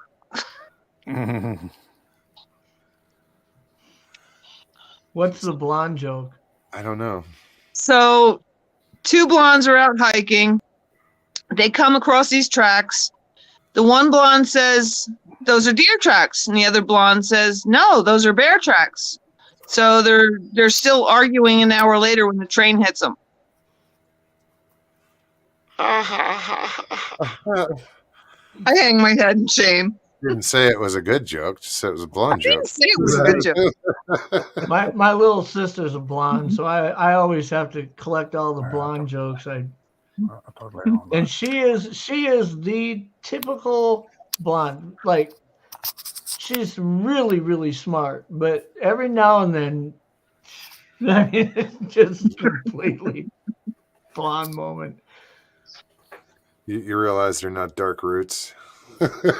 Well, and I may have told this story on here. I can never remember where I've. You know, you're getting old when you want to tell a story and you're thinking, God, I can't even remember if I told this one here before or not. Yeah, but we're so used to hearing stories over and over again. It's worth it. So one Christmas, my uncle made Christmas gifts, and he took pieces of birch branches, like, you know, about that round, and he'd take a hole saw and drill them out. And he'd make salt and pepper shakers out of them, right? He'd drill holes in the top of them and put a cork in the bottom. And he made them a set for every one of us, me, my sister, my mom, you know, everybody on Christmas. And, you know, the one had the S and the one had the P for salt and pepper. And my sister's name is Shelley Peterson. And so she opens hers up. She goes, "Oh, John, these are so awesome. You put my initials on them," she says. And we're just like, oh, my fucking God. Oh, shit. Don't. And then when when it hits her, she's so frustrated with herself. Like, I can't believe it. Someone else. I'm such an idiot. That's great. So yeah, I had downloaded some photos. I went to go to share, and they're not there. So I'm like, damn it. I'm gonna try again. That was a good picture of them you guys put on Facebook today. Yeah, my sister did that. Yeah, it was from her wedding just in February. And that's my dad's smile. It was great. It was a good picture. I can't find them. Nope. Up here. That's one of the things we were doing was going through old pictures, and we were just having such a fun time. I haven't seen that one. Where's that? And then, oh, I remember this, and it was cool. Yeah, I can't. They're not where I thought they were, so I'll figure it out. And I think that's one thing that technology has failed us on. Being able to sit down with a few people, family members, and open up scrapbooks and see physical pictures. What we did. I've got 100 CDs in a freaking drawer filled with pictures. You know, DVDs filled with pictures. Did thousands of them.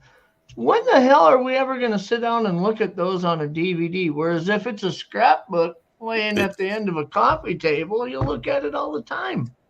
Yeah, it's funny how that works. I mean, you can keep. Go ahead.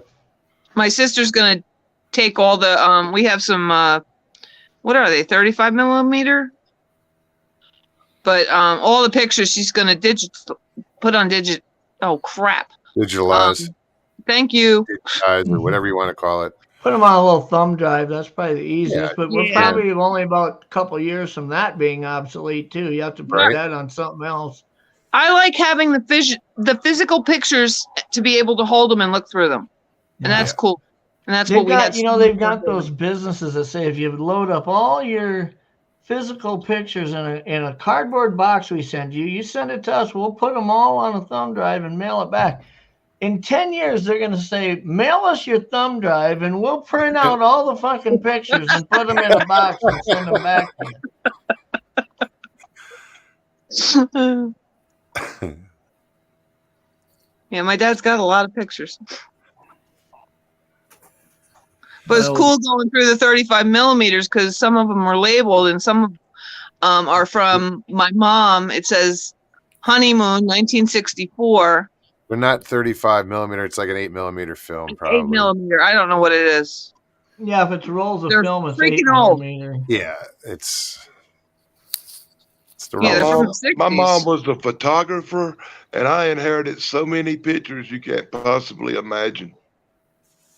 Oh, I'm going to put them on YouTube. Or no, I can't. That's a lot. I done made one video about one of her autographed books and showed all the books full of pictures I got to go through.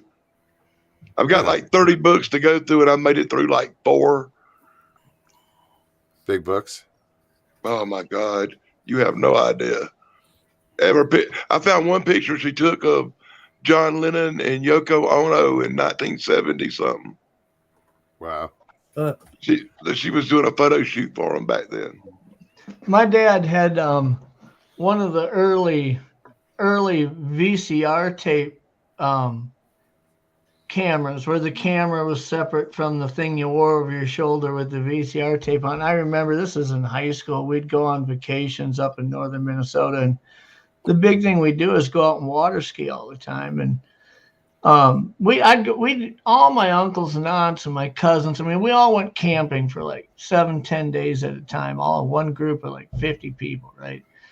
And I remember one time my uncle, who was kind of my daredevil hero, you know, we had a boat that didn't have an electric lift on the motor. And it was like a 70 horse, you know, Johnson on a little tri-hull open bow speedboat that we'd go out and water ski with. And we were coming in the shore, and there must have been, I mean, the whole damn resort was out on the beach that day. And right next to the beach is another beach to park boats. and there was boats like next, just one after the other all on us. There was one spot that was about 10 foot wide open.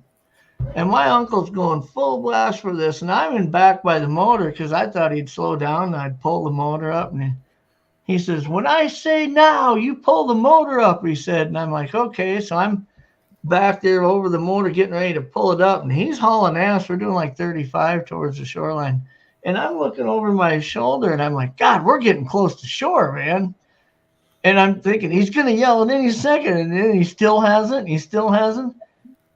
And right about 10 feet from us hitting the sand, he yells, now. And before I can even pull it up, I'm launched up into the front of the boat. He's launching the windshield. The back of the boat ended up about 40 feet from the lake. I mean, we flew way up. We almost went into the trees.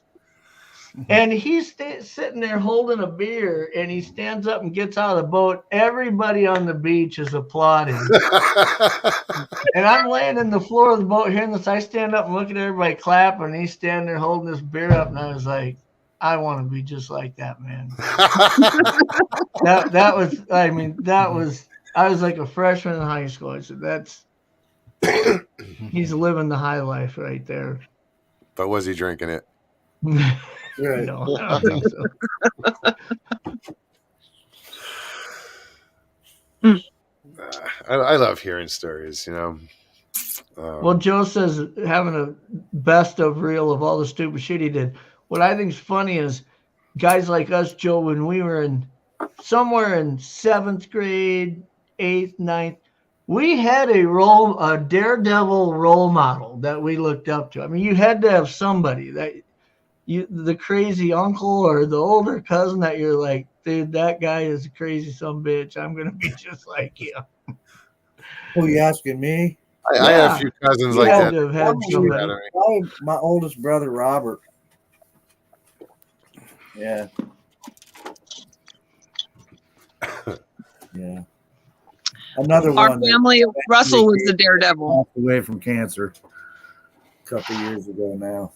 But yeah, my brother Robert, that was the guy that I always looked up to. And I was like, I want to be that one. Everybody was afraid of him. Huh. And well, I should say everybody respected him. And I think there was some fear in there too. But I've never seen the man ever get in a fight. That's what's funny is most of the people that people fear are really some of the nicest people you ever meet if you get to know them. Now he was the kind of dude that he was a great guy, man. My brother Robert was a great guy. And I remember one time, it was so funny.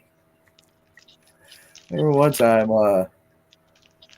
I was in the house doing something. My dad used to have these 20-gallon fish tanks. He loved tropical fish. He had these 20-gallon fish tanks, man. And I forgot what I was doing one day. And somehow I ended up knocking over one of those 20-gallon fish tanks. And just water and fish everywhere. And I thought, oh, Jesus Christ, man. Dad's going to kill me. Dad's going to kill me. Dad's going to kill me. Let me pack my bags now. Run away from home. I'll join the circus, whatever. And my older brother, Robert, man, he took the fall for me, man. He was like, don't worry. Because I'm in my room crying. Now, I was just a little kid. Dad's going to kill me. He's like, don't worry, man. I got this. Don't worry. And he told my dad, he's like, yeah, man, I was messing around with my band stuff, man, and I accidentally knocked a fish over, Dad. I'm sorry. My dad wasn't happy about it. But, you know, accidents will happen. And it proved that your dad wasn't out to kill anybody. Well, it's cool that your brother took the fall, or, you know, took the blame. Yeah. Oh, the rest of my siblings have been like, Joey did it. That motherfucker right there. My uncle, one night when we were at he's the one who, me and him were close. He was single his whole life, and we hunted and fished together, and he passed away about 6 years ago, but he drank a lot. He bartended at a small town bar and drank all the time. And one night I went out to that bar and he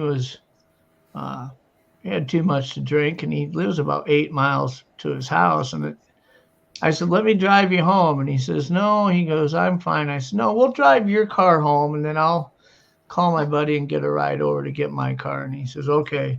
So I'm driving his car, and we're going through the little hometown that we had to go through my little hometown to get to his house. And this was years after I got out of high school, but the kid who quarterbacked our football team when I was in high school was now the cop, the chief of police. And sure enough, I think he saw my uncle's car and thought my uncle was driving drunk. So he gets behind us and pulls us over on the highway.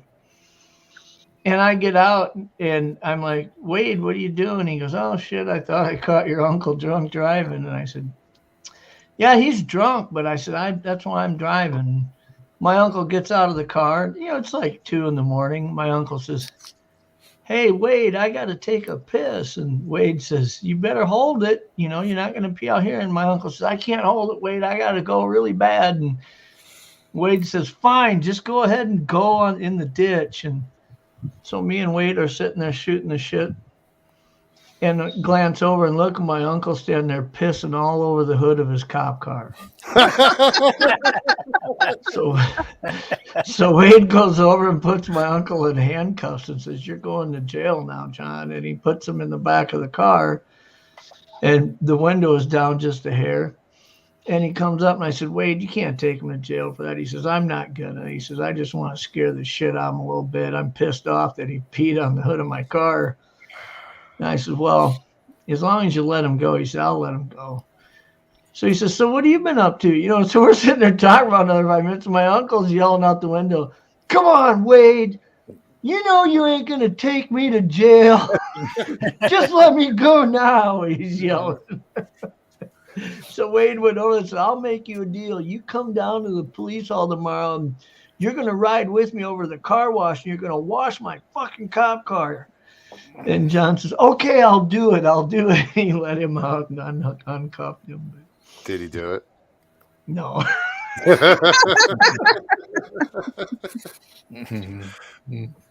it's funny. But the little small town cops there's 2 of them. My uncle driving home from work to get to his house was kind of like the Duke boys driving through Hazard County. I mean, they were just looking for him all the time, Yeah, small towns, man. It's you know what? At least back in the day, man. Small towns a lot easier to get away with stuff, man. Oh yeah. And you end up with, I don't know about other people, but my family ended up having one of those. I was in a family that had one of those famous, kind of family members. They're famous for doing something in particular. And I had a cousin, Judd. And stupid. He didn't have a driver's license, so he couldn't drive a car. So he would drive his tractor. He was driving his tractor down to the bar all the time. And I don't know how many times, man, here comes Judd. Judd goes in the bar. A few hours later, Judd comes out of the bar, staggering out of the bar, gets on the tractor, starts driving the tractor down the street, falls off the tractor drunk. Tractor runs over him. Judd gets back up, jumps on the tractor, and drives down the road, falls off. Tractor runs over him. But he would finally make it home. It's like that YouTube guy, Steve Jessup, the one that's always drunk and stoned, and he drives a lawnmower everywhere. Oh, yeah. You guys ever seen him? Steve Jessup. That guy's funnier than shit. Yeah. He's got a talk show now. He gets famous, like Playboy models and shit on his talk show. But never heard of him. All of his early videos was him driving drunk on his lawnmower, and the cops would pull him over, and he'd get all sassy with them and cuss them out. And he drove that forklift one time right down the middle. Yeah. had to lift way up in there. Had like 20 feet in the air, and the cops stopped him. Sorry, I'm watching chat, and Stevie just made a comment. Something about fishing is better than catching crabs. Depends on which type. Yeah, we were in Crystal River where Richie Myers lives, and we're out on a pier, and there's people fishing, and they were pulling in crabs. They were pulling in some big ass crabs. Big I'll old take blue a pot crabs. of Dungeness crabs, man. Those are good. I like those razor crabs. Mm. Blue Blue claw. crabs. And Mm. Razor blue, You know what? blue crabs are smaller, but geez, you can Blue catch them crabs about are anywhere too on the East much, Coast. man. They taste good like crab does, but blue crabs for me is too much work, man. It's a lot of work. It is a lot of work, but Give me it's some compared king to crab legs or worth it. some Dungeness the crab.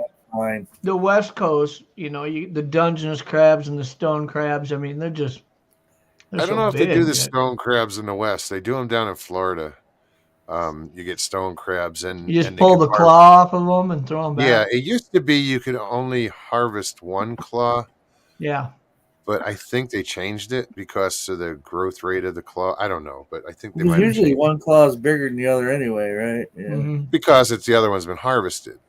Yeah. At one point, so you could only harvest a claw when. But Yeah, Maryland's big with their blue crabs, man. oh Maryland yeah, so is love their Jersey. blue crabs.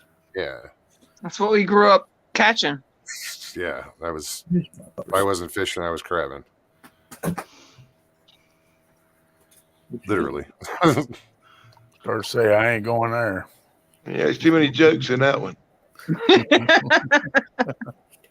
But none of you can think of them. Yeah, where I grew up in South Dakota, if you said you were going crabbing, that probably wasn't good news. There's a because whorehouse involved. there's no ocean around. Mm. What are we at? Oh, geez, we've almost been here 2 hours. Holy crap! Well, listen, Well, guys. I do have to thank you guys for coming on and hanging out tonight. It was good to talk. Everybody sharing stories about their pops, and that was cool. I'm sure people think, oh, why is he coming on tonight? Why not? It's sort of a nod to my dad, a little celebration, and absolutely. and we love you. We miss you. We're gonna miss you. We're your family too, brother. That's why I'm here, dude. And I said that the other day. I said I have to get away from. I need you guys tonight. It was like, let's just hang out, and I've been dealing with my family all day, but I have this other family that I want to go hang out with, and that was you guys, and Well, I told you that yesterday in chat. I said, I don't know when this is going to happen, but if it happened like right before a show to where that would be like impossible to do it, Sure. The problem with just not doing a show is that there's so many people here who have that are questions. caring about you right now Sure, and your family absolutely. that it'd be hard for them Thank if you you. just weren't there. It'd be like this blank statement of what's happening, Yeah, and I think And so everybody you want knows somebody that I to kind of wouldn't convey the leave everybody update. hanging. Yeah, thank you all for that. This has just been amazing. Yeah, this Thank you, is a guys. wonderful film. Glad I could come on, be here, man, share some stuff with you guys, man. Always. So my dog's demanding my attention, so I got to let her outside. So You can rest assured, Moggs, that no matter what, with your Keep little on, group of keep friends, on. you ain't gonna spend this night alone. Oh hell no, Yeah. I'm not worried, dude. I got 3 to take care of too myself. We'll see you, brother. All right, man. Thank Hi, you. Jay. Go over here and remove them. Oh. Oops. So yeah, it's been great. You guys have been awesome. Everybody in chat, thank you. Because you're the reason I'm here. If it Your wasn't dad's birthday was February 13th. yes, That was And my mine's- dad's. That was my dad's birthday. of course it was. My dad, Seriously, My- that is crazy. I The just first realized that grandson, now. my son, the first grandson was born on his birthday, February Yeah. 13th. Wow. I didn't get February, but I'm born on November 13th. Well, he died on, April 13th. So The rest of us were all born on 27s, most of us. yeah, I'm a 27. She's a 27. My sister's the 27th. My sister's 27. Yeah, our other sister's the 27th. Yeah, it's my grandson's the 27th. I got one brother born on the 4th of July. My son's the 3rd of July. But yeah. If I missed anybody in chat, like I say, I didn't say hi to JCL. What's up, buddy? Thank you, everybody. Good night. I gotta go. Thanks, Thank Kim. you. I'll talk Love to you in a little guys. bit. Thank you. All right.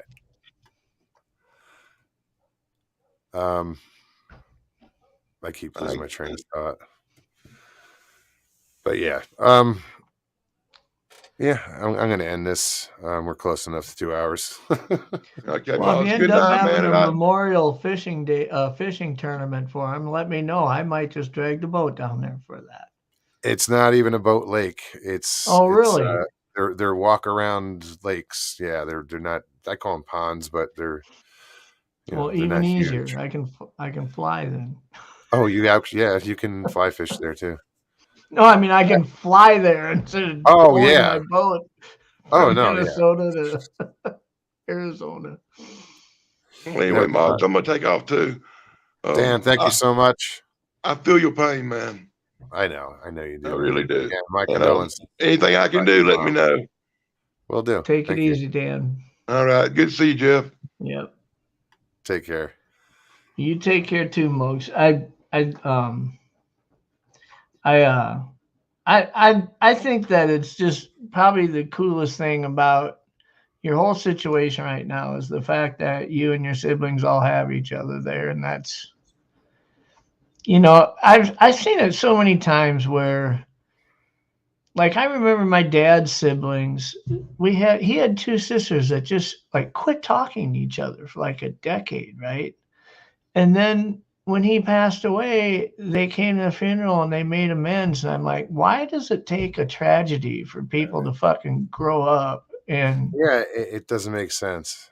I see that too much. I mean, you shouldn't have to have something like that happen. I think it's cool that you can have all your siblings there and everybody's loving on each other, and you don't have to have that kind of drama around there.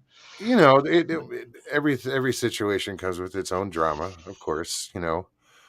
But we're handling. That takes a far back seat. 5 siblings come together and all be on the same page. Yeah. All agree on whatever, and that's the way it's been. All that other stuff seems pretty petty and small at that point. Yeah. So it was a good experience. Sad, but it was. If it had to be done, if we had to go through it, that was the way we had to go through it, or that's the best way we could have, hoped for. Sure. So.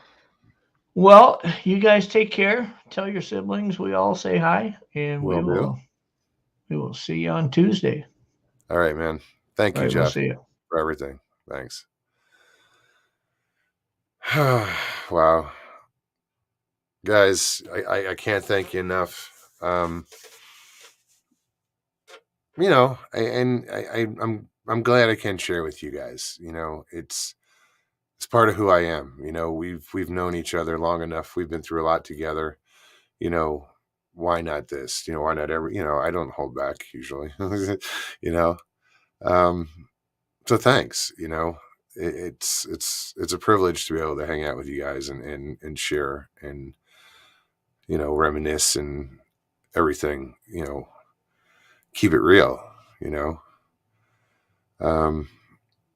So guys, if you're new and you've never been here before, subscribe to the channel if you haven't already, and hit that notification button so you get notified whenever we go live or anything else comes on.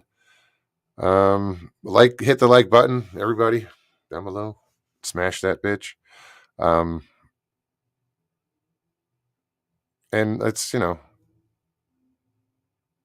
Spread the word, whatever that is.